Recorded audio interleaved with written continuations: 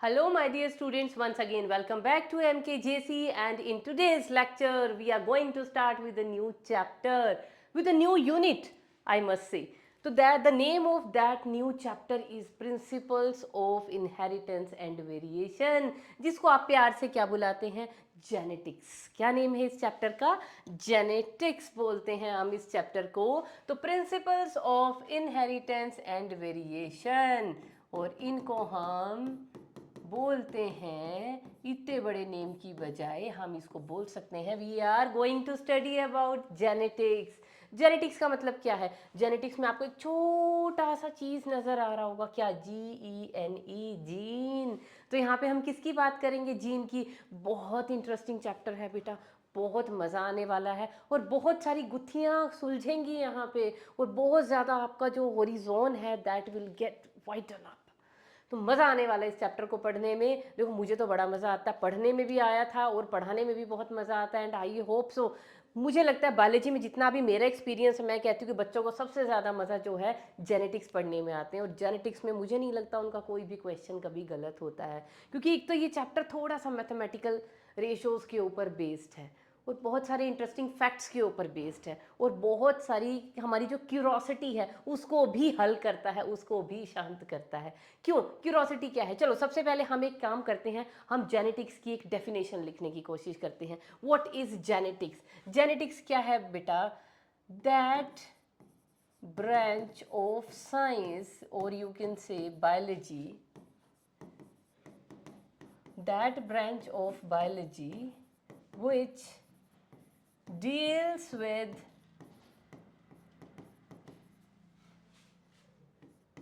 the study of what? Which deals with the study of inheritance and variations. देखो, दो बहुत important word हमारे पास आ गए हैं. क्या? किसकी स्टडी है? It is the study of inheritance and variation. उसको हम क्या बोलते हैं? जेनेटिक्स. तो what is inheritance, what is variation? सबसे पहले तो ये क्वेश्चन हमारे माइंड में आता है.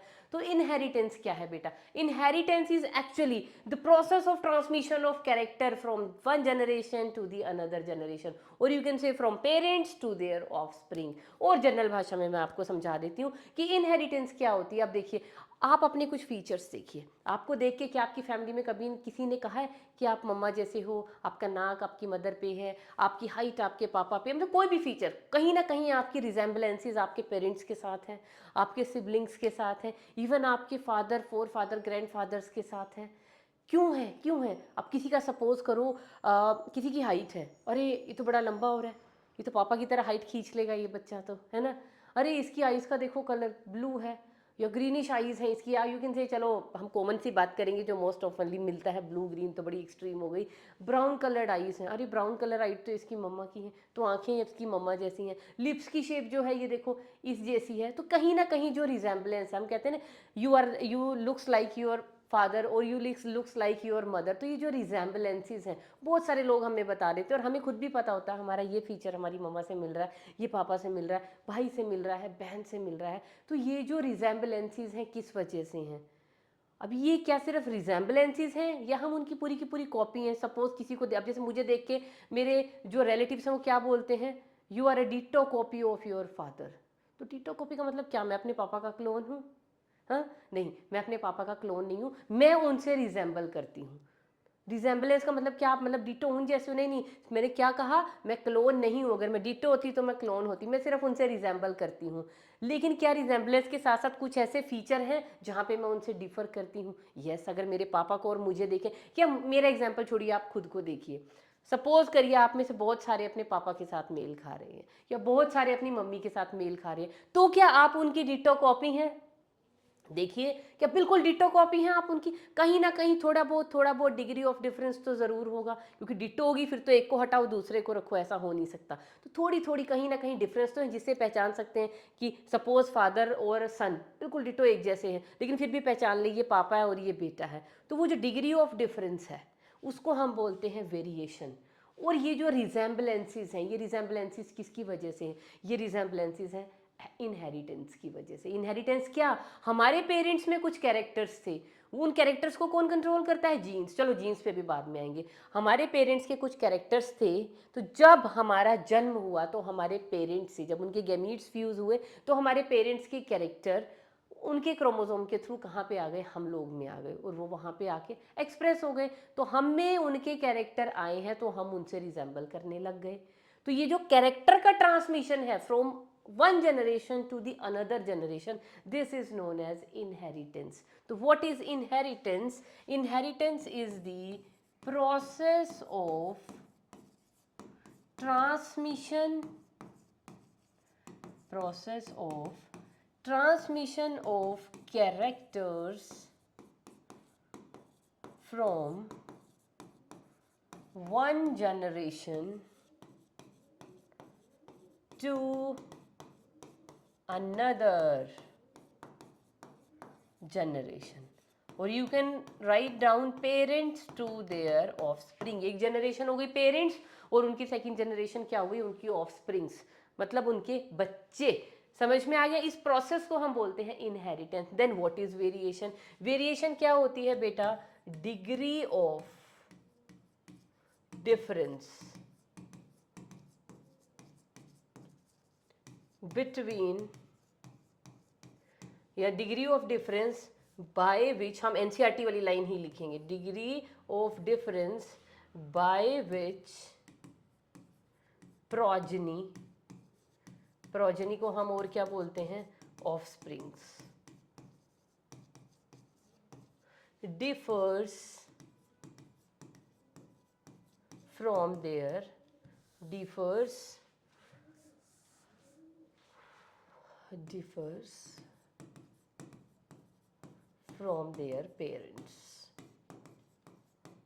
from their parents. देखो आप में सिमिलैरिटी है, किसकी वजह से सिमिलैरिटी है? इनहेरिटेंस, क्योंकि कैरेक्टर्स आए हैं पेरेंट्स के आप में, तो आप उनसे रिजेंबल कर रहे हो। लेकिन आप में वो बिल्कुल आप उनके रेप्लिका नहीं हो, उनके क्लोन नहीं हो, आप उनसे थोड़ा सा डिफरेंट भी, आपके कुछ अपने कैरेक्टर्स भी हैं, मतलब कुछ ऐसे कैरेक्टर्स भी हैं जो उनके साथ मेल नहीं खा रहे, जो आपकी अपनी इंडिविजुअलिटी है। वो जो डिग्री ऑफ डिफरेंस है that is known as the variation.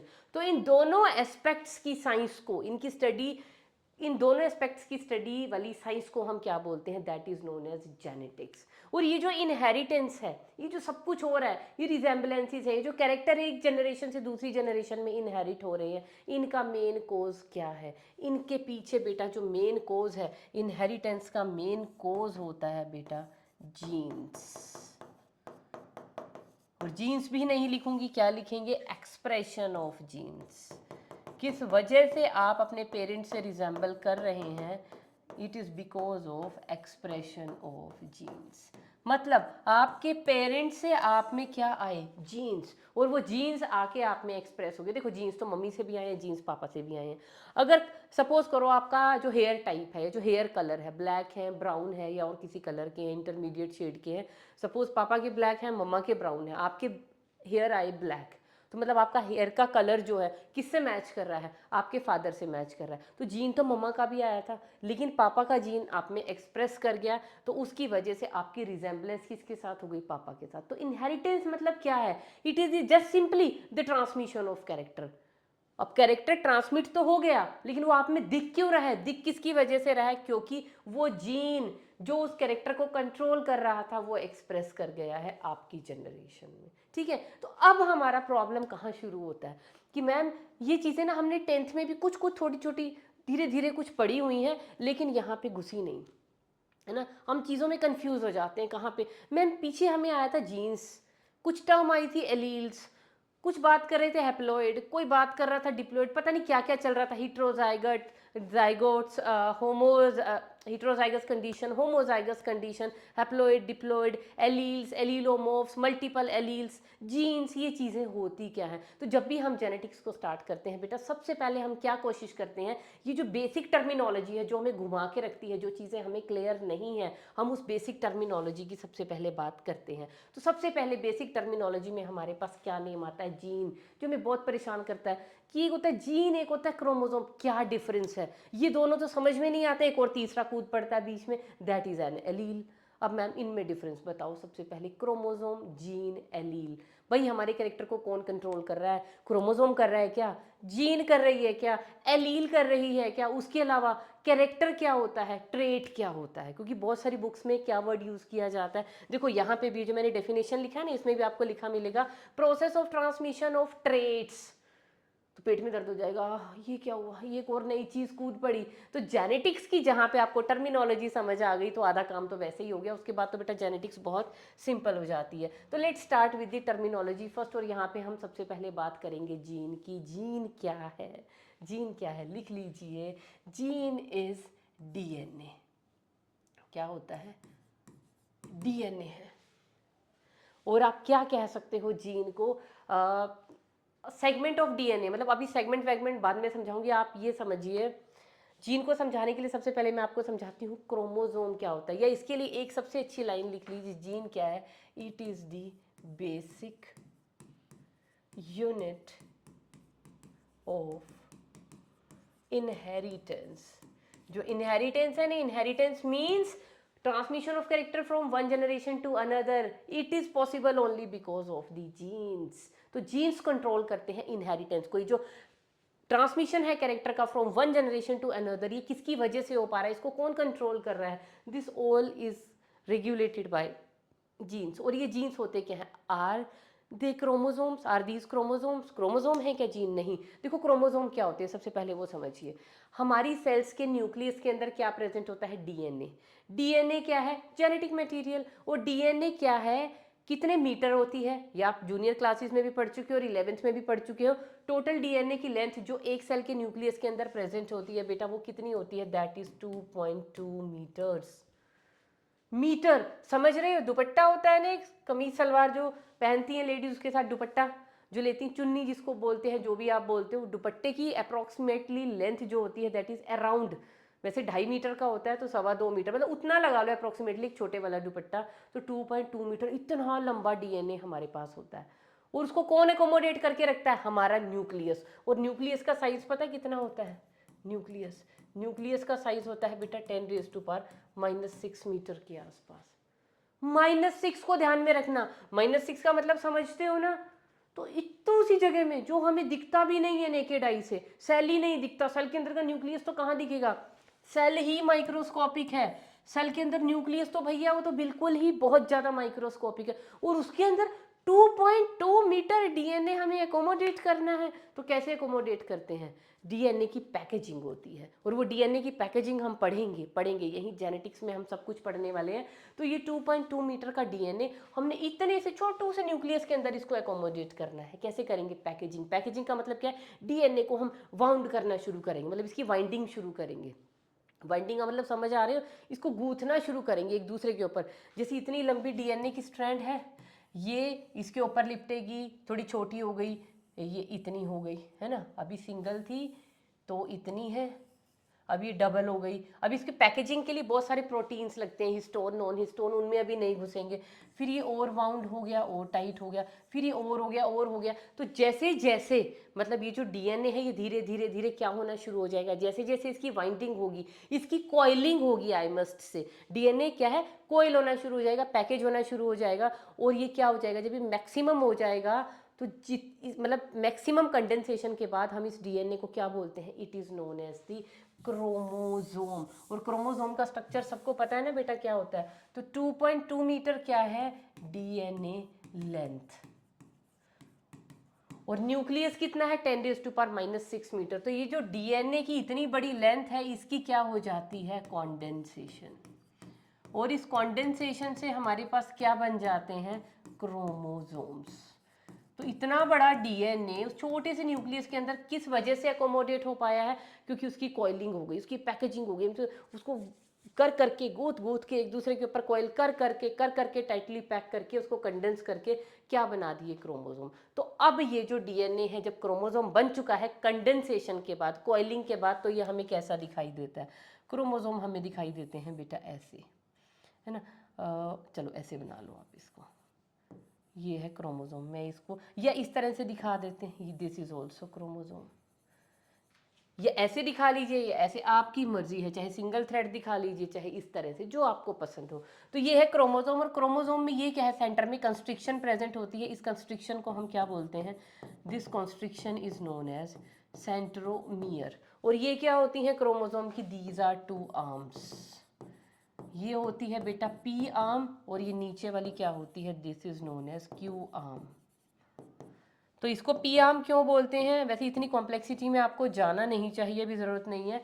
P stand for the petite या पेटिट। पी का मतलब क्या होता है यहाँ पे, पेटिट या पेटाइट, उससे ये वर्ड आया है पी। और पेटाइट का मतलब क्या होता है, स्मॉल। तो ये है थोड़ी छोटी, शॉर्टर लेंथ है, ये वाली थोड़ी बड़ी होती है। तो ये पी है, तो ऐसे ही अल्फाबेटिकली इसका नेम लिख दिया क्यू। तो पी आर्म क्यू आर्म, ये आपकी मर्जी है, याद रखना है रखो, नहीं तो कोई बात नहीं। ये है क्रोमोसोम, मतलब डीएनए कंडेंस होके क्या बन गया, क्रोमोसोम। तो क्या मैम ये सारा का सारा जो क्रोमोसोम है, क्या ये सारा का सारा जीन है, नहीं बेटा। इस डीएनए के ऊपर, ये जो पूरा का पूरा डीएनए क्या बन चुका है अब, क्रोमोसोम। इस क्रोमोसोम के ऊपर कुछ ही पोर्शंस होते हैं, जैसे इसका इतना पोर्शन, इसका इतना पोर्शन, जो कोड कर रहा है किसी कैरेक्टर के लिए। मतलब इसका इतना पोर्शन, जितना ये ब्लू दिखाई दे रहा है ना, इसको सपोज मैं बोल रही हूँ ये है जीन ए, और ये इतना ब्लू वाला पोर्शन ये क्या डिनोट कर रहा है, दिस इज जीन बी। तो पूरा का पूरा क्रोमोसोम कभी भी जीन नहीं होता। क्रोमोसोम के ऊपर कुछ सेगमेंट्स ऑफ डीएनए होते हैं, मतलब कुछ क्रोमोसोम के कुछ पार्ट जो कोड करते हैं किसी प्रोटीन के लिए, और वो प्रोटीन कंट्रोल करता है, वो प्रोटीन बनाता है, वो कैरेक्टर।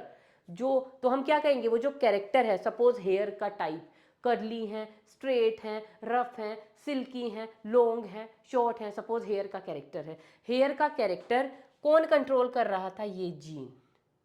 और ये जीन क्या है, डीएनए का कुछ एक छोटा सा सेगमेंट। तो piece of DNA, segment of DNA which code for some protein, क्योंकि हमारी हेयर की टाइप किस चीज पे डिपेंड कर रही है, प्रोटीन। उस प्रोटीन के लिए कौन कोड कर रहा है, वो जीन। तो वो जीन क्या कर रहा है, उस कैरेक्टर को कंट्रोल कर रहा है। कैसे, उस कैरेक्टर के लिए वो प्रोटीन बना रहा है। तो कैरेक्टर किस में छुपा था, प्रोटीन में। और उस प्रोटीन के लिए कौन कोड करेगा, जीन। कैसा प्रोटीन बनाना है, वो इंफॉर्मेशन किसके पास है, डीएनए के पास। तो डीएनए का वो पोर्शन जो इस इंफॉर्मेशन को अपने पास कोड, अपने पास सलामत छुपा के रखता है, उस सेगमेंट ऑफ डीएनए को हम क्या बोलते हैं, जीन। तो जीन क्या है, सेगमेंट ऑफ डीएनए। तो इसको सिंपली डीएनए लिखने की बजाय हम क्या लिखेंगे, it is a segment of DNA which controls a particular character. और जो जीन है ये क्या है, it is the basic unit of inheritance. अब क्रोमोसोम के ऊपर, अब क्या मैम दो ही जीन प्रेजेंट होते हैं, कितने भी हो सकते हैं। तो सपोज ये जीन ए प्रेजेंट है, जीन बी, सपोज मैंने ये एक और क्रोमोसोम बना लिया, यहाँ पे बेटा एक जीन प्रेजेंट है ए, एक जीन प्रेजेंट है बी, एक जीन प्रेजेंट है सी, यहाँ पे प्रेजेंट है डी। तो कितने भी जीन हो सकते हैं, कितने भी जीन हो सकते हैं। तो जीन जहाँ पे प्रेजेंट होंगे, the location of gene is known as locus. एक क्या चीज़ हमें यहाँ पे ध्यान रखनी है, location of gene is known as locus. तो अगर मैं कहूँगी ना कि जो सपोज स्किन कलर है, स्किन जो हमारा कॉम्प्लेक्शन है, कलर ऑफ द स्किन, जिसको हम कॉम्प्लेक्शन भी बोलते हैं। Suppose complexion of our skin या colour of our skin is controlled by a gene located on locus B. तो समझ रहे हो, लोकस बी मतलब ये वाला जीन बी। लोकस का मतलब समझ गए, लोकेशन ऑफ अ जीन, कोई भी जीन कहाँ पे प्रेजेंट है, सेंट्रोमियर से कितना ऊपर प्रेजेंट है या कितना नीचे प्रेजेंट है, कौन सी आर्म पे प्रेजेंट है। Mean simply you can say that location of a gene is known as locus. समझ में आ गया। तो लोकस क्या होता है, जीन हमेशा एक जगह पे प्रेजेंट होता है क्रोमोसोम के ऊपर, दैट पोजीशन या that location is known as locus. Gene है क्या, it is a segment of DNA. क्या करता है, कंट्रोल्स दी कैरेक्टर्स। जीन्स क्या करते हैं, जीन्स कंट्रोल दी कैरेक्टर। मैं ट्रेट नहीं लिखूंगी अभी, ट्रेट का भी डिफरेंस अभी आपको समझाऊंगी। जीन क्या करते हैं, कैरेक्टर्स को कंट्रोल करते हैं। तो समझ में आया जीन क्या होता है। तो पूरा एक डीएनए था, डीएनए सबसे पहले कंडेंस हुआ, डीएनए से बने क्रोमोसोम्स। तो क्रोमोसोम के कुछ पार्ट, पूरा का पूरा क्रोमोसोम कभी भी, पूरा का पूरा क्रोमोसोम को आप कभी जीन नहीं बोलते। तो क्रोमोसोम के कुछ पोर्शंस होते हैं जो कैरेक्टर्स को कंट्रोल करते हैं। उन पोर्शन, उन छोटे छोटे सेगमेंट ऑफ क्रोमोसोम या सेगमेंट ऑफ डीएनए, क्योंकि क्रोमोसोम अल्टीमेटली डीएनए का बना हुआ है, तो वो छोटे छोटे सेगमेंट ऑफ डीएनए जो एक कैरेक्टर को कंट्रोल करते हैं उन्हें हम कहते हैं जीन। और जीन क्या है? It is the basic unit of inheritance. तो जीन के बारे में आपको समझ आ गया। और जीन जहाँ पे प्रेजेंट होगा उसको हम क्या बोलते हैं? Locus of the gene. अब आ जाइए हैप्लॉइड एंड डिप्लॉइड। हाँ, ये भी एक बड़ी सिरदर्दी है भाई हमारे पास। हैप्लॉइड और डिप्लॉइड क्या होता है? अब जब आप कभी भी जीनोम का डेफिनेशन आपने लिखा होगा, जीनोम क्या होता है? जीनोम होता है haploid set of chromosome. Genome is the haploid set of chromosomes.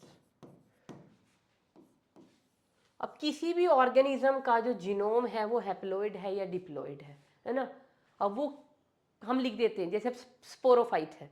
Sporophyte क्या होते हैं? स्पोरोफाइट्स की बॉडी हमेशा डिप्लॉइड होती है, मतलब 2n होती है।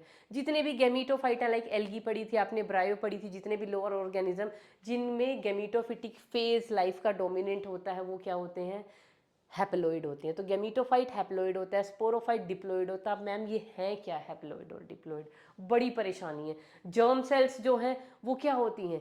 जर्म सेल्स मतलब आपके जो गैमीट्स हैं, गैमीट्स क्या होते हैं? हैप्लॉइड होते हैं। और गैमीट जिन जर्मिनल एपिथीलियम से बन रहे हैं वो जर्मिनल एपिथीलियम की सेल क्या होती हैं? डिप्लॉइड होती हैं। तो हैप्लॉइड डिप्लॉइड डिप्लॉइड हैप्लॉइड ये हमें समझना पड़ेगा क्या होता है।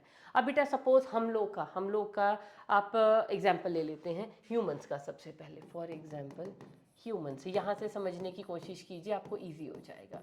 हमारा क्रोमोसोम नंबर क्या है ह्यूमंस का? बताइए हमारा क्रोमोसोम नंबर क्या है बेटा? 46 क्रोमोसोम है हमारे पास। और जिसको आप क्या लिखते हो? हमारे पास क्या है? 23 पेयर्स हैं क्रोमोसोम के। हर एक मतलब 23 पेयर का मतलब समझ रहे हो? Suppose this is our first chromosome, तो ये क्रोमोसोम है ना, इसके जैसा एक और इसके साथ प्रेजेंट है, this is 1 pair. This is second chromosome, है ना? This is third chromosome, this is fourth chromosome. Suppose this is first chromosome, this is second, this is third, this is fourth and so on. ऐसे 23 chromosome हमारे पास present है। लेकिन सभी chromosome singly present नहीं है। जैसे इस क्रोमोसोम का डिट्टो इस जैसा एक पार्टनर प्रेजेंट था, ऐसे ही इस क्रोमोसोम का भी डिट्टो हमारे पास क्या प्रेजेंट है? एक पार्टनर प्रेजेंट है। इस वाले क्रोमोसोम का भी डिट्टो हमारे पास क्या प्रेजेंट है? एक पार्टनर, इसकी कॉपी प्रेजेंट है। इस वाले के भी हमारे पास डिट्टो क्या प्रेजेंट है? कॉपी प्रेजेंट है। तो ये जो कॉपी प्रेजेंट है इसको हम क्या बोलते हैं? इसको हम बोलते हैं डिप्लॉइड ऑर्गेनिज्म। मतलब जिन ऑर्गेनिज्म के न्यूक्लियस के अंदर जो क्रोमोसोम होंगे वो ऐसे प्रेजेंट होंगे, कॉपीज में प्रेजेंट होंगे, कि एक क्रोमोसोम है उसके साथ उसकी कॉपी प्रेजेंट है, ये क्रोमोसोम इसकी कॉपी, मतलब duplicate, double double double double present है जहाँ पे, उसको हम क्या बोलते हैं? ये क्या है? These are diploid chromosomes. ये हाइपोथेटिकली बनाए हैं, ऐसे नहीं होते, समझाने के लिए। और हैप्लॉइड क्या है? इनमें से इनकी एक एक कॉपी मिसिंग कर दो। अगर मैं सिंगल सिंगल की बात करूँ, तो मैं कितने हैप्लॉइड का मतलब क्या होगा? मैं पेयर की बात नहीं कर रही हूँ, हम तो ह्यूमन बींग्स है ना, हम क्या है? We are diploid. डिप्लॉइड का मतलब क्या है? हर एक क्रोमोसोम की हमारे पास क्या प्रेजेंट है? रेप्लिका। जो भी हमारा फर्स्ट क्रोमोसोम है उसके जैसा उसका पेयर प्रेजेंट है, मतलब पूरा एक पेयर है, हर क्रोमोसोम की रेप्लिका प्रेजेंट है। ये क्रोमोसोम है, इसकी रेप्लिका, ये क्रोमोसोम है। तो ऐसे हमारे पास 20, ये एक पेयर हो गया, 2 पेयर, 3 पेयर, 4 पेयर, 5, 6, 7, 8, 9, ऐसे अप टू 23 हमारे पास क्या प्रेजेंट है? क्रोमोसोम के पेयर्स। तो जब क्रोमोसोम पेयर्स में प्रेजेंट है तो इसको हम क्या बोलते हैं? डिप्लॉइड। और अगर क्रोमोसोम, अब इनकी मैं कॉपीज हटा देती हूँ, समझ गए ना? अब मैं सिंगल सिंगल क्रोमोसोम की बात करती हूँ। सपोज मैं सिर्फ इसकी बात कर रही हूँ, सपोज मैं सिर्फ इसकी बात कर रही हूँ, ये एब्सेंट है, ये भी एब्सेंट है, ये भी एब्सेंट है, मैं सिर्फ इसकी बात कर रही हूँ, ये भी एब्सेंट है, मैं इस अकेले की बात कर रही हूँ। तो ये मैं किसकी बात कर रही हूँ? ये क्या है? ये अकेले अकेले जब रह गए तो इसको हम बोलते हैं हैप्लॉइड कंडीशन। तो अगर हर टाइप का क्रोमोसोम सिर्फ सिंगली प्रेजेंट है तो उसको हम बोलते हैं हैप्लॉइड कंडीशन। तो हैप्लॉइड कंडीशन, तो ये जो हैप्लॉइड सेट ऑफ क्रोमोसोम है उसको हम जीनोम भी बोलते हैं। समझ में आ गए? अब इसको हाइपोथेटिकली कैसे समझाते हैं? देखो हमारी टीचर हमें कैसे समझाती थी बेटा, ये देखो सपोज ये है मेरे पास एक क्रोमोसोम, और क्रोमोसोम में हमेशा सेंट्रोमियर बना लो, लाइन से बनाना इसको ज़्यादा इजी है। ये है दूसरी कंडीशन मेरे पास, ये है तीसरी कंडीशन मेरे पास, ये है चौथी कंडीशन मेरे पास। तो यहाँ पे है बेटा, ये है क्रोमोसोम नंबर 1, ये भी है 1, ये है 2, ये भी है 2, ये क्रोमोसोम नंबर है 3, ये है 4, ये है 8, ये भी है 8। अब इनमें से आप मुझे बता सकते हो कौन कौन सा क्रोमोसोमल पेयर जो है हैप्लॉइड है, कौन कौन सा क्रोमोसोम पेयर जो है आपको डिप्लॉइड कंडीशन शो कर रहा है। जितना मैंने अभी तक समझाया उसके बेस पे क्या आप समझ पाए हो? अगर आप इनको आप सॉल्व कर पा रहे हो, सबसे पहले तो ना जेनेटिक्स में हमेशा कॉपी पेन लेके बैठना है ना, जेनेटिक्स ऐसे समझ नहीं आएगी। अगर मैं फर्स्ट पेयर की बात करूं, क्या ये हैप्लॉइडी दिखा रहा है या डिप्लॉइड कंडीशन दिखा रहा है, तो हम क्या कहेंगे, क्रोमोसोम 1 है और उसकी एक कॉपी प्रेजेंट है, कॉपी है तो वो भी क्रोमोसोम 1 है, मतलब इसकी कॉपी प्रेजेंट है। तो ये मैं किसकी बात कर रही हूँ, this is the diploid condition. यहाँ पे भी एक क्रोमोसोम नंबर है 2, उसके साथ उसकी कॉपी प्रेजेंट है, मतलब क्रोमोसोम नंबर 2, ये भी क्या है, डिप्लॉइड। यहाँ पे एक क्रोमोसोम है 3 और ये क्रोमोसोम है 4, तो 3 की भी कॉपी मिसिंग है, 4 की भी कॉपी मिसिंग है, ये अलग अलग दो क्रोमोसोम्स है। 3 भी अकेला प्रेजेंट है, 4 भी। यहाँ पे तो 1 क्या था, पेयर में प्रेजेंट है, 2 भी पेयर में प्रेजेंट है, 3 सिंगली प्रेजेंट है, 4 सिंगली प्रेजेंट है। तो ये कौन सी कंडीशन है, ये क्या प्रेजेंट है, ये बेटा सिंगली प्रेजेंट है, सिंगली प्रेजेंट।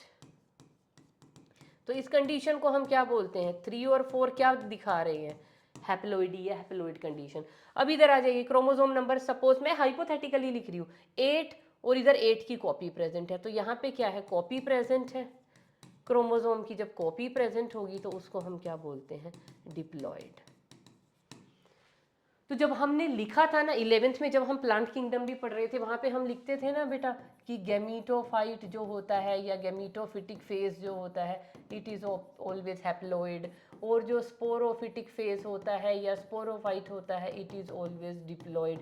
तो हैप्लॉइड और डिप्लॉइड का मतलब समझ गए, हर एक क्रोमोसोम यहाँ सिर्फ सिंगली प्रेजेंट है, और स्पोरोफाइट में हर एक क्रोमोसोम जो है उसकी कॉपी के साथ प्रेजेंट है। जैसे हम लोग, हम क्या है, हम इवॉल्व हैं। जो थोड़े एडवांस होंगे, इवॉल्व होंगे, वो क्या होंगे, 2n होंगे। और जो थोड़े से प्रिमिटिव होंगे, जैसे एल्गी है, ब्रायो है, 11th को रिकॉल करो प्लांट किंगडम को, एल्गी और ब्रायो में क्या होता है, गैमीटोफिटिक फेज डोमिनेंट होता है लाइफ का। तो वहाँ पे क्या था, सिंगली सिंगली क्रोमोसोम प्रेजेंट है हर कैरेक्टर के, और हमारे केस में क्या है, हर एक जो क्रोमोसोम है उसकी साथ में कॉपी प्रेजेंट है। तो हम पेयर के अंदर प्रेजेंट है हमारी क्रोमोसोम, तो वी आर डिप्लॉइड। तो डिप्लॉइड क्या होते हैं, जिनमें हर एक क्रोमोसोम पेयर में प्रेजेंट होगा, और जब क्रोमोसोम सिंगली प्रेजेंट होगा तो उसको हम बोलते हैं डिप्लॉइड कंडीशन। तो क्या हम इसको यहाँ पे एक छोटा सा बॉक्स बना के लिख लें, तो हैप्लॉइड क्या होता है, हैप्लॉइड कंडीशन क्या होती है, when the chromosomes are present singly, chromosomes singly present. और डिप्लॉइड कंडीशन क्या होती है, diploid condition when the chromosomes are present in pairs, chromosomes present in pairs, उसको हम क्या बोलते हैं, डिप्लॉइड कंडीशन। तो हैप्लॉइड और डिप्लॉइड समझ में आ गया। तो अब एक जो जीनोम की हम डेफिनेशन लिखते हैं, what is genome, the haploid set of chromosome. तो अब हमें भी अगर अपना जीनोम लिखना हो तो हमारा हैप्लॉइड सेट ऑफ क्रोमोसोम कितना है, n, मतलब 23 क्रोमोसोम। टोटल हमारे पास कितने क्रोमोसोम है, 46। इनका एक एक पेयर हटा दो, कितने रह गए, 23। तो this is our genome number. तो कितना है हमारा genome, haploid set of chromosome represents the genome. Next आ जाइए एलील एंड मल्टीपल एलील। अब देखो क्रोमोसोम तो समझ में आ गया, क्या है, डीएनए जो है हाईली कॉइल्ड हो गया, कंडेंस हो गया, उसको हम बोल देते हैं। क्यों हुआ वो, क्योंकि उसको एक छोटी सी जगह में न्यूक्लियस के अंदर फिट करना था, उसको फिट करने के लिए हमें उसको कंडेंस करना पड़ा। जैसे भी इतना बड़ा धागा है, आपको उसको मुट्ठी में लेना है, तो क्या करोगे, उस धागे को आप रोल करना शुरू कर दोगे ना, हाथ पे लपेटोगे, फिर ऐसे ऐसे छोटा छोटा छोटा छोटा ऐसे करके और अपने हाथ में ले लोगे, समझ आ रहा है ना। तो आपने क्या किया, धागे को कंडेंस कर दिया, कॉइल कर दिया, उसको इकट्ठा कर दिया। ऐसे इतना बड़ा डीएनए था, उसको छोटे से न्यूक्लियस के बीच में अकोमोडेट होना था, तो हमने उसको इकट्ठा कर दिया। जब वो इकट्ठा हुआ, उस हाईली कंडेंस्ड फॉर्म को हमने बोला क्रोमोसोम। और क्रोमोसोम का कुछ कुछ कहीं कहीं पे कुछ कुछ पार्ट होता है, सारा का सारा क्रोमोसोम नहीं, उसका छोटा छोटा कहीं कहीं पे कोई कोई सेगमेंट जो है क्या कंट्रोल करता है, कुछ कैरेक्टर्स को कंट्रोल करता है, और उन छोटे छोटे पार्ट्स को हम क्या बोलते हैं, जीन। ठीक है मैम, यहाँ तक क्लियर हो गया। अब बीमारी आ गई, क्या, एलील क्या होती है। अब एलील क्या होती है, पहले इसकी डेफिनेशन लिख लीजिए, alternative forms of a gene, alternative forms, या you can say different molecular forms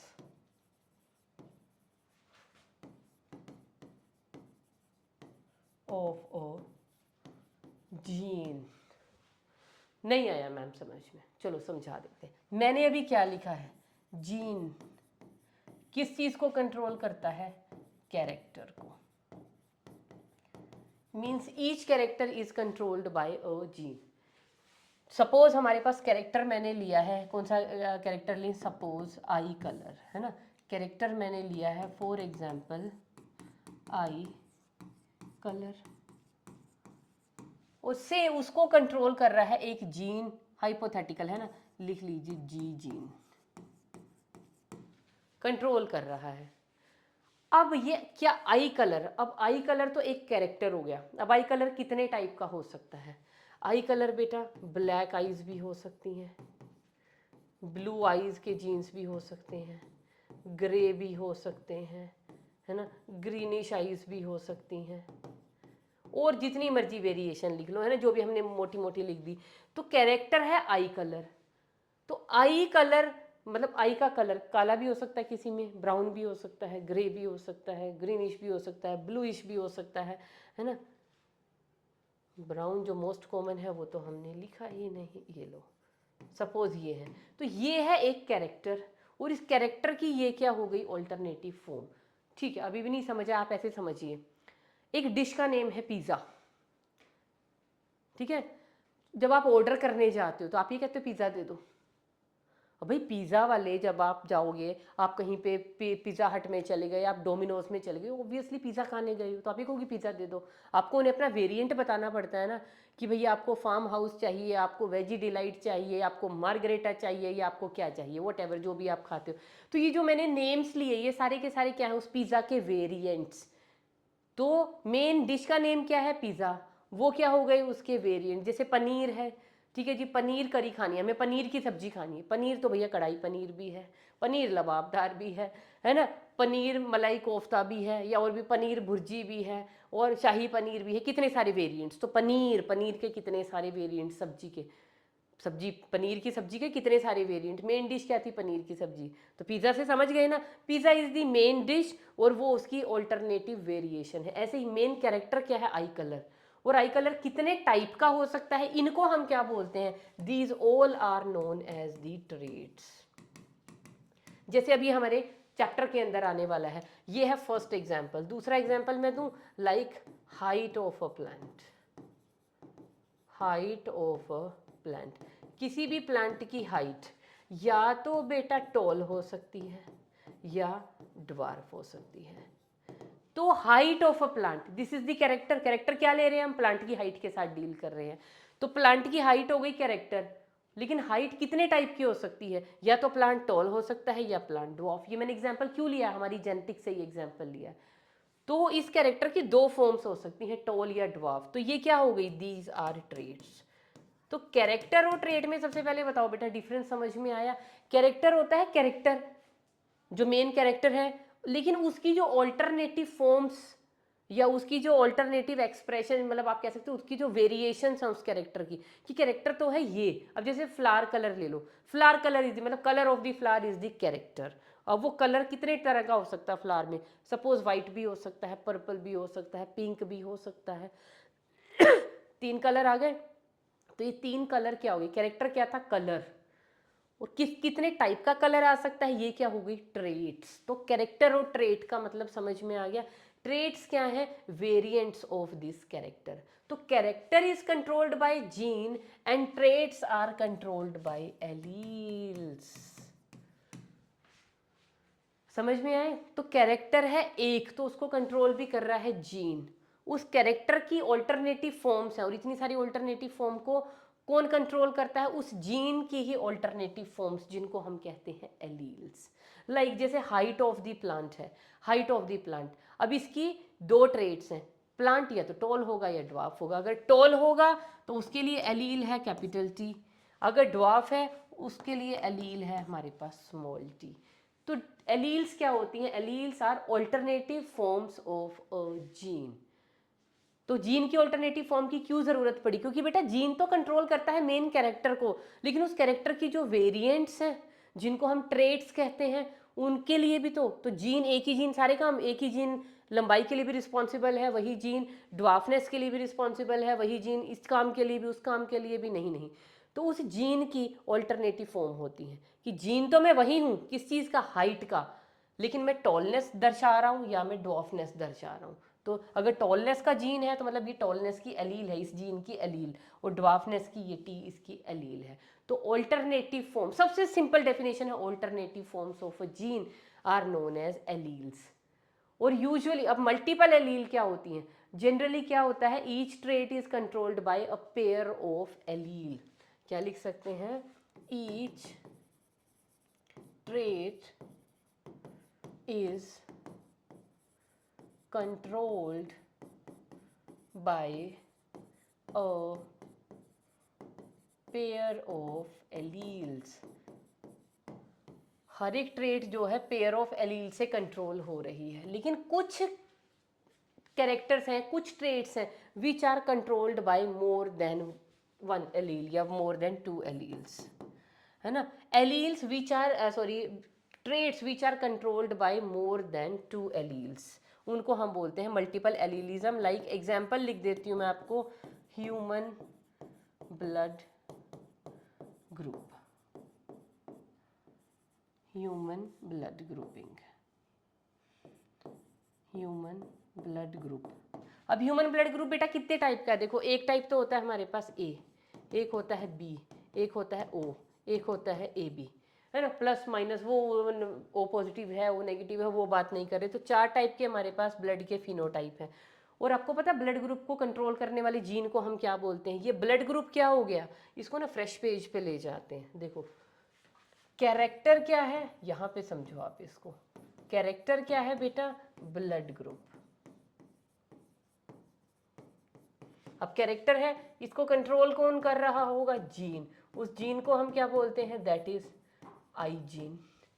और ब्लड ग्रुप कितने टाइप के हैं, ए टाइप का है, बी टाइप का है, ए बी टाइप का है और ओ टाइप का है। मतलब ये जो आई जीन है, अगर ये आई ए टाइप, इसकी इस आई जीन की 3 एलील्स प्रेजेंट हैं जो सारे ब्लड ग्रुप्स को कंट्रोल कर रही हैं। और वो 3 एलील कौन सी हैं, आई A, I B and small I, या स्मॉल आई या इसी को आई ओ भी बोलते हैं। तो अगर आई ए प्रेजेंट है तो ब्लड ग्रुप है ए, अगर आई बी एलील प्रेजेंट है तो ब्लड ग्रुप है बी, अगर आई ए और आई बी दोनों एलील प्रेजेंट हैं तो ब्लड ग्रुप हो गया ए बी, और अगर आई एलील प्रेजेंट है तो ब्लड ग्रुप क्या हो गया, ओ। मतलब कोई भी डोमिनेंट एलील, अभी डोमिनेंट मत बोलो, सिर्फ एलील्स की बात करो। तो यहाँ पे ये जो कैरेक्टर है, this one character is not controlled by a single gene, या 2 एलील से नहीं, मोर देन 2 एलील्स। तो उस सिस्टम को हम क्या बोलते हैं, मल्टीपल एलील्स।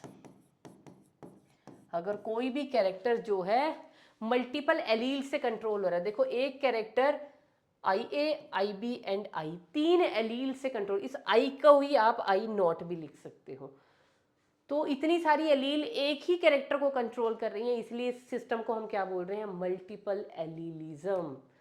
तो यहाँ तक आपको 3-4 चीज़ें कंट्रोल समझ में आनी चाहिए। नंबर 1, जीन क्या होता है, क्या होता है, डीएनए कंडेंस होकर क्रोमोसोम बना, क्रोमोसोम का एक सेगमेंट जो कंट्रोल कर रहा है एक कैरेक्टर को, उसको हम बोलते हैं जीन। ठीक है जी, जीन, अब जीन समझ में आ गया क्या कर रहा है, कैरेक्टर को कंट्रोल। तो कैरेक्टर और ट्रेट में क्या डिफरेंस है, कैरेक्टर तो होता है कैरेक्टर, ट्रेट क्या होती है, उस कैरेक्टर की ऑल्टरनेटिव फॉर्म्स, है ना। लाइक हमारे पास आप ले लो स्किन का, जैसे हमारा कॉम्प्लेक्शन ले लो, स्किन कलर, हम फेयर हैं, वेरी फेयर हैं, डार्क हैं, वेरी डार्क हैं, इंटरमीडिएट हैं, निग्रो हैं या एल्बिनोस हैं, कुछ भी हो सकता है। बिल्कुल काले, एक्सट्रीम काले से लेके एक्सट्रीम फेयर तक कितनी सारी ग्रेडेशंस बीच में आ रही हैं। तो कितनी सारी एलील्स होंगी बीच में। हर एक ट्रेट को कंट्रोल करने के लिए क्या प्रेजेंट होती है, एलील। तो एक कैरेक्टर, उसके जो ऑल्टरनेटिव, उस कैरेक्टर के जो वेरिएंट्स होते हैं उनको बोलते हैं ट्रेट। कैरेक्टर को कंट्रोल करता है जीन, उन ट्रेट को कंट्रोल करती हैं एलील्स। तो एलील्स क्या हुई, जीन की ऑल्टरनेटिव फॉर्म्स। और अगर एक से ज़्यादा एलील कंट्रोल मतलब काम में आ रही हैं किसी कैरेक्टर को कंट्रोल करने के लिए, उस सिस्टम को हम बोलते हैं मल्टीपल एलीलिज्म। नेक्स्ट आ जाएगी डोमिनेंट एंड रेसेसिव एलील्स। हाँ जी बेटा, ये बड़ा इंपॉर्टेंट हो जाता है, डोमिनेंट एंड रेसेसिव एलील क्या होती है। डोमिनेंट एलील क्या होती है, dominant allele. If an allele expresses itself completely, alleles which express completely, उसको हम बोलते हैं डोमिनेंट एलील। और फिर रेसेसिव एलील क्या होती है? रेसेसिव एलील होती है बेटा allele which cannot express in the presence of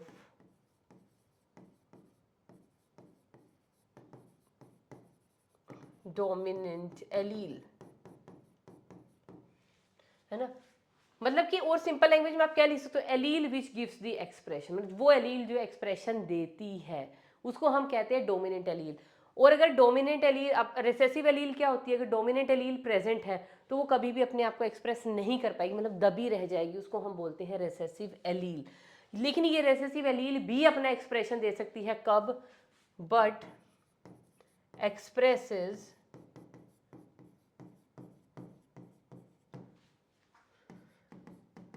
itself only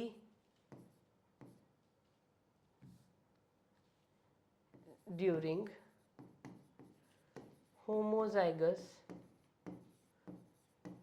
condition।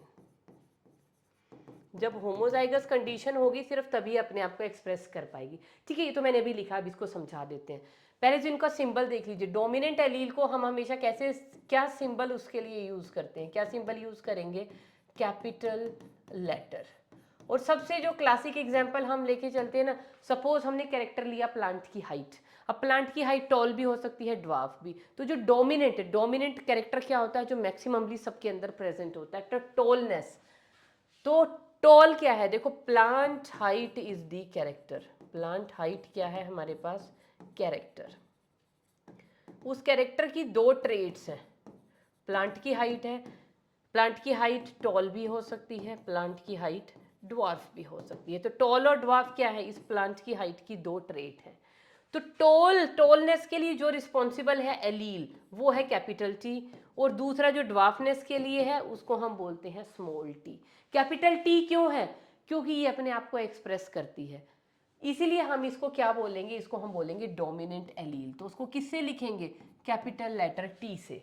और जो भी रिसेसिव एलील होती है उसके लिए हम क्या सिंबल यूज करते हैं? Small letters. इसी अल्फाबेट का स्मॉल लेटर टी है ना, इसी के स्मॉल लेटर से हम क्या दिखाएंगे? रिसेसिव एलील को। अब रिसेसिव एलील क्या होती है? जो इसकी प्रेजेंस में अपने आप को एक्सप्रेस नहीं कर पाई, उसको हम बोलेंगे रिसेसिव एलील। अब ये मैम हमें समझ नहीं आ रहा है, इसको कैसे समझाया जाए? देखो, इसको समझा सकते हैं हम तीन कंडीशन से। सपोज करो हमारे पास एक कंडीशन है टी टी, एक कंडीशन है हमारे पास टी टी, और एक कंडीशन है हमारे पास ये। या इसको अभी तक क्रोमोसोम की फॉर्म में पढ़े, हमारे पास है बेटा एक क्रोमोसोम ये है, एक क्रोमोसोम पेयर ये है, एक क्रोमोसोम पेयर ये है। इस क्रोमोसोम के ऊपर यहाँ पे एक जीन है टॉलनेस के लिए, यहाँ भी है टॉलनेस के लिए, इसके ऊपर भी है टॉलनेस के लिए, इसके ऊपर है ड्वार्फनेस के लिए, इसके ऊपर है ड्वार्फनेस के लिए, इसके ऊपर प्रेजेंट है ड्वार्फनेस के लिए।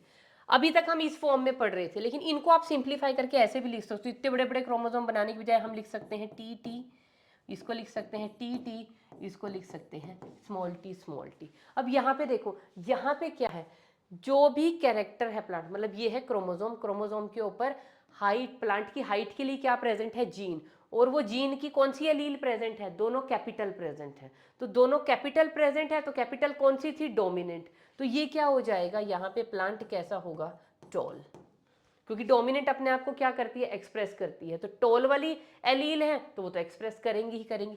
सेकंड सिचुएशन में आ जाओ, एक क्रोमोसोम के ऊपर, मतलब क्रोमोसोम के ऊपर जीन तो है प्लांट हाइट का ही, अब उस जीन की दो एलील है, इसके पास एलील प्रेजेंट है टॉलनेस के लिए, इस वाले क्रोमोसोम उसी के पेयर के ऊपर जो प्रेजेंट है क्या? एलील प्रेजेंट है ड्वार्फनेस के लिए। कैरेक्टर तो सेम ही है ना, हाइट ऑफ द प्लांट, बस उसकी एलील्स, इसके पास टॉल की, इसके पास ड्वार्फ की। तो प्लांट अब टॉल होगा या ड्वार्फ होगा? क्या होगा, मैंने क्या कहा था, कैपिटल टी क्या है, it is a dominant allele, it expresses itself completely, तो ये अपने आप को एक्सप्रेस कर देगा। और टी क्या है, ये ड्वार्फ है, स्मॉल लेटर वाली क्या होती है, ड्वार्फ है, ये अपने आप को एक्सप्रेस नहीं कर पाएगा इन दी प्रेजेंस ऑफ दिस।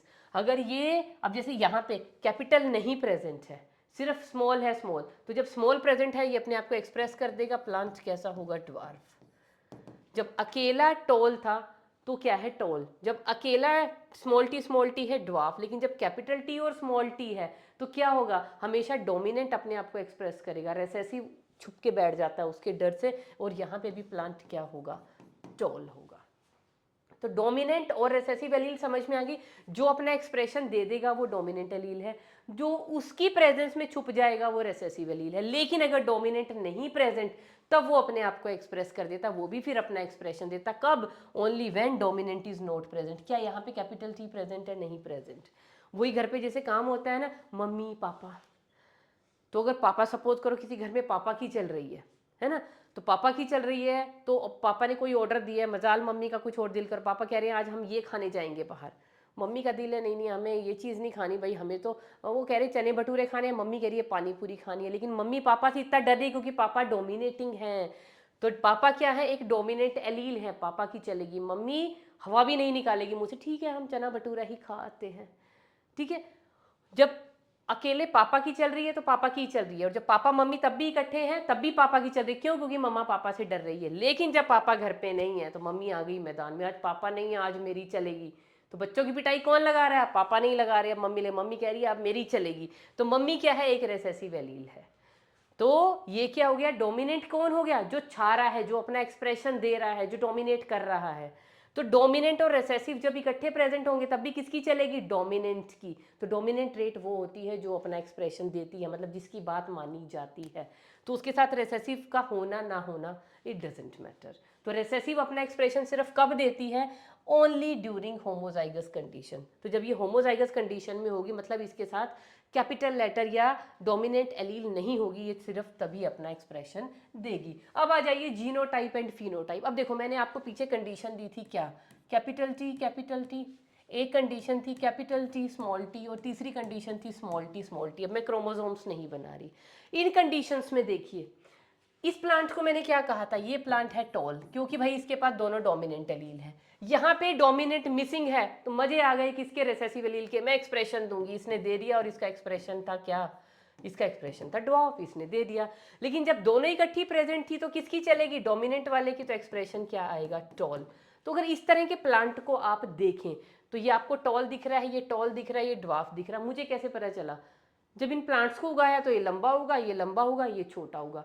तो ये क्या है, इसकी फिजिकल अपीयरेंस। इस फिजिकल अपीयरेंस को हम क्या बोलते हैं बेटा, this is known as the phenotype. Phenotype क्या होता है, it is the physical expression, physical expression of an organism. कोई भी चीज बाहर से देखने में कैसी है। अब इनको देखो, टॉल है, ये भी टॉल है, पर आपको कैसे पता चला, अब ये तो भैया प्योर टॉल है, इसके पास दोनों डोमिनेंट है, इसके पास एक रेसेसिव भी है जिस बेचारे की चल नहीं रही है। लेकिन जब ये दोनों उगाए जा रहे हैं तो आपको इनमें से पता है कि कंडीशन ये वाली है कि ये वाली है। तो जब हम इनकी जीनोटाइप की, मतलब इनके जीनोम की बात करते हैं, तो उसको हम क्या कहते हैं, यहाँ पे क्या है, इस वाले को हम क्या बोलेंगे, इसमें दोनों टॉल की एलील है, ये है प्योर टॉल। ये क्या है, दिस इज हिट्रोजाइगस टॉल, या जिसको हम क्या बोलते हैं, इम्प्योर टॉल। टॉल तो है, अब इम्प्योर से दिमाग नहीं घूम जाना चाहिए। इम्प्योर का मतलब क्या है, इसमें मिलावट है ड्वार्फ की, लेकिन ड्वार्फ की मिलावट को माना नहीं जा रहा क्योंकि वो अपने आप अपना एक्सप्रेशन दे नहीं पा रहा। ये क्या है, ये अगेन प्योर है। तो ये हिट्रोजाइगस है या इम्प्योर है, ये प्योर है, ये प्योर है। ये हमें कैसा पता चला, इनके जीनोम देख के। इसको हम क्या बोलते हैं, इसको हम बोलते हैं जीनोटाइप, कि है तो ये दोनों टोल, लेकिन ये प्योर वाला टोल है, ये इम्प्योर वाला टोल है। ये हमें कौन बता रहा है, जीनोटाइप। जीनोटाइप क्या होता है, it is the genetic makeup. आपको जेनेटिक मेकअप देख के तो पता चला, बाहर से देखने में तो ये भी टोल, ये भी टोल, लेकिन जब इसके जीनोम की स्टडी करेंगे, genetic makeup of an organism, जब उसको स्टडी करेंगे तो उसको हम बोलते हैं उसकी जीनोटाइप। तो genotype is totally controlled by the gene, लेकिन जो फिनोटाइप है, फिनोटाइप को कौन कंट्रोल करता है? फिनोटाइप इज कंट्रोल्ड बाय, किसी भी चीज का एक्सप्रेशन कैसा आएगा, लंबा आएगा, छोटा आएगा, क्या आएगा, वो कौन कंट्रोल कर रहा था? Controlled by the genotype. और जीनोटाइप के अलावा कौन? दी एक्सटर्नल इन्वायरमेंट, है ना। अब आप में जीन तो है, भैया बड़े गोरे हो, बहुत गोरे हो, आप में जो स्किन कलर का जीन है, सपोज आपकी मम्मा से आ गया, बड़ी फेयर है, आप भी बड़े फेयर हो, लेकिन आप चले गए कहीं नाइजीरियन कंट्रीज़ में, है ना, निग्रोज के बीच में, 2-3 साल के बाद आपकी कॉम्प्लेक्शन का देखो क्या हाल होने वाला, बहुत हीट होती है वहाँ पे, वहाँ की एक्सट्रीम इन्वायरमेंट की वजह से। अब आपका जीन थोड़ी चेंज हो गया, जीन तो वही का वही है, भाई गोरे रंग का जीन आपके अंदर आया था, लेकिन बाहर की सराउंडिंग की वजह से आपका रंग क्या पड़ने लगेगा? धीरे धीरे धीरे धीरे काला पड़ने लगेगा, टैन होने लगोगे आप धीरे धीरे। तो जीन वही का वही है, सिर्फ एक्सटर्नल इन्वायरमेंट ने आपके फिजिकल एक्सप्रेशन को चेंज कर दिया है। तो जीन गोरे रंग का, जीनोटाइप वही है, लेकिन जीनोटाइप तो कंट्रोल कर ही रही है, साथ में एक्सटर्नल इन्वायरमेंट का भी इफेक्ट आ रहा है। जीन तो था गोरे रंग का, पर हम काले क्यों हो गए 2-3 साल में नाइजीरिया जाने के बाद? क्योंकि भाई वहाँ का एक्सटर्नल इन्वायरमेंट वैसा था, तो उसने जीन को अल्टर नहीं किया, क्या किया? हमारे फिनोटाइप के ऊपर इफेक्ट डाला। तो जीनोटाइप इज कंट्रोल, फिनोटाइप जो हमारी फिजिकल समझते हैं ना, बाहर का जो मॉर्फोलॉजी है, हमारी मॉर्फोलॉजी इज कंट्रोल्ड बाय हमारे जीन कैसे हैं, प्लस हमारे आसपास का इन्वायरमेंट कैसा है। चलिए, उसके बाद आ जाते हैं होमोजाइगस एंड हिट्रोजाइगस। होमोजाइगस और हिट्रोजाइगस के बारे में मैं आपको ऑलरेडी बता चुकी हूँ। होमोजाइगस क्या होता है? ये condition, capital T capital T. एक होती है हिट्रोजाइगस, ये कंडीशन, मतलब बोथ एलील। अब होमोजाइगस की अगर बात करूँ, दिस इज ऑल्सो होमोजाइगस। तो ये दोनों की दोनों कंडीशन क्या आती हैं? इनको हम बोलते हैं बेटा होमोजाइगस। होमोजाइगस का मतलब बोथ एलील सेम होंगी, और हेट्रोजाइगस क्या होंगी? बोथ एलील डिफरेंट होंगी, एक टॉलनेस के लिए है, एक ड्वार्फनेस के लिए है। तो ये हो गया हिट्रोजाइगस, ये हो गया होमोजाइगस। तो अगर दोनों की दोनों एलील सिमिलर प्रेजेंट है, या तो दोनों कैपिटल है या दोनों क्या है? स्मॉल है। अब दोनों कैपिटल हैं तो कैरेक्टर क्या आएगा बेटा? टॉल। इसको हम क्या कहेंगे? इसको हम बोलेंगे प्योर टॉल। ये इसका एक्सप्रेशन कैसा आएगा? ड्वार्फ। कैसा dwarf? It is pure dwarf. इसकी बात कीजिए, ये भी एक्सप्रेशन कैसा आएगा? टॉल। लेकिन ये टॉल कौन सा है? दिस इज इम्प्योर टॉल, या जिसको हम बोलेंगे हाइब्रिड टॉल। क्यों? क्योंकि ये कंडीशन है हेट्रोजाइगस। यहाँ पे टॉलनेस के साथ स्मॉल टी भी प्रेजेंट है, लेकिन क्योंकि ये एक्सप्रेस कर गया, क्योंकि ये डोमिनेंट था, इसीलिए ये टॉल दिख रहा है, लेकिन ये प्योर वाला टॉल नहीं है। और एक कंडीशन और समझ लीजिए, इनके अलावा एक कंडीशन और होती है जिसको हम बोलते हैं हेमीजाइगस कंडीशन। हेमीजाइगस कंडीशन में क्या होता है? देखो, मैं दो एलील लिख रही हूँ ना, अगर मैं इसको ड्रॉ करूँ तो कैसे ड्रॉ करूँगी? ये है क्रोमोसोम, उसके ऊपर एक एलील है कैपिटल टी, ये वाली कंडीशन। इसको ड्रॉ करें, ये है क्रोमोसोम, यहाँ पे जीन का लोकस है ये और ये। इसको अगर ड्रॉ करें तो यहाँ पे क्रोमोसोम कैसा होगा? एक एलील है कैपिटल टी, दूसरे क्रोमोसोम के पास एलील है स्मॉल टी। अगर कंडीशन हो ऐसी, यहाँ पे एक एलील प्रेजेंट है कैपिटल टी, और यहाँ पे एलील है ही नहीं, मिसिंग या एब्सेंट है, इसके होमोलोगस पेयर के, होमोलोगस पेयर नहीं, इसके होमोलोग के पास, एक ही पेयर के दूसरे क्रोमोसोम के पास यहाँ पे इसकी एलील होनी चाहिए थी, चाहे तो सिमिलर ये या इसकी रिसेसिव फॉर्म, मतलब या तो कैपिटल टी प्रेजेंट होती है या स्मॉल टी प्रेजेंट है, लेकिन यहाँ है ही नहीं, एब्सेंट है। जब वो टोटली एब्सेंट है तो इस कंडीशन को हम बोलते हैं हेमीजाइगस। जैसे हम लोग ह्यूमन बीइंग्स में, अगर मैं फीमेल्स की बात करूं, फीमेल्स को हम कैसे लिखते हैं? 22 pair of chromosome plus XX। और मेल्स को हम क्या लिखते हैं? 22 पेयर या पेयर्स, अभी आपको नहीं पता होंगे, ऐसे लिख लीजिए 44 प्लस XX और 44 प्लस XY, ऐसे लिखते हैं ना हम लोग मेल और फीमेल को। अगर सपोज करो यहाँ से ये X ना हो या Y ना हो, तो क्या हो जाएगी ये कंडीशन? ये कंडीशन हो जाएगी हेमीजाइगस की, हमारे जो सेक्स क्रोमोसोम है वो हेमीजाइगस है। सपोज ये मिसिंग है तो हमारा जो लास्ट पेयर ऑफ क्रोमोसोम है वो क्या बन जाएगा? हेमीजाइगस। सपोज ये मिसिंग है, लास्ट पेयर ऑफ क्रोमोसोम जो सेक्स क्रोमोसोम है वो क्या हो जाएगा? हेमीजाइगस। तो बेटा ये कुछ इंपॉर्टेंट टर्मिनोलॉजी थी जो आपको आनी चाहिए। जेनेटिक्स की सबसे पहले डेफिनेशन क्या है वो हम लोगों ने पढ़ ली कि इनहेरिटेंस और वेरिएशन की स्टडी। फिर जीन क्या होता है? जीन क्या है? क्रोमोसोम के ऊपर डीएनए का एक छोटा सा स्ट्रेच जो क्या कंट्रोल कर रहा है? कैरेक्टर। अब कैरेक्टर की बहुत सारी मल्टीपल वेरिएशन, वेरिएंट्स होते हैं, उन वेरिएंट को हम बोलते हैं ट्रेट, और ट्रेट को जो कंट्रोल करती हैं उनको हम बोलते हैं जीन्स।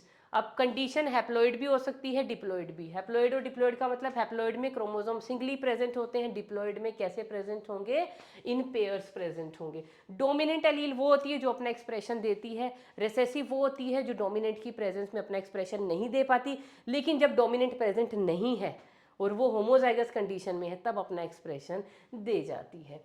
उसके अलावा हमारे पास जीनोटाइप क्या होता है, the genetic makeup of the organism. Phenotype क्या होता है, इसकी मॉर्फोलॉजी। अब कोई भी ट्री है, जैसे टॉल ट्री, लेकिन हमें देखने में हमें क्या पता टॉल ये प्योर वाला टॉल है कि इम्प्योर वाला टॉल है, वो कौन बताएगा, वो बताएगा उसका जीनोटाइप। जीनोटाइप का मतलब जेनेटिक मेकअप। और वो टॉल है, दोनों टॉल है, वो हमें कैसे पता चला, उसका मॉर्फोलॉजी देख के, और वो मॉर्फोलॉजी को हम क्या बोलते हैं, फिनोटाइप। उसके अलावा हमारे पास है होमोजाइगस, हेट्रोजाइगस एंड हेमीजाइगस, ये 3 कंडीशंस मैंने आपको समझा ही दी हैं। तो बेटा टर्मिनोलॉजी में तो मेन तो अभी ये था, बाकी भी छोटा छोटा बहुत कुछ पढ़ने को है, लेकिन वो जैसे जैसे चैप्टर में अब हम आगे प्रोसीड होंगे, हम मेंडलिज्म पढ़ेंगे सबसे पहले फ्रॉम द नेक्स्ट लेक्चर, तो वहाँ से और छोटे छोटे छोटे पॉइंट्स, जो छोटी छोटी चीज़ें हमारी निकल के आएंगी, उनको हम साथ के साथ वहीं पर डिस्कस करेंगे। That's all for today.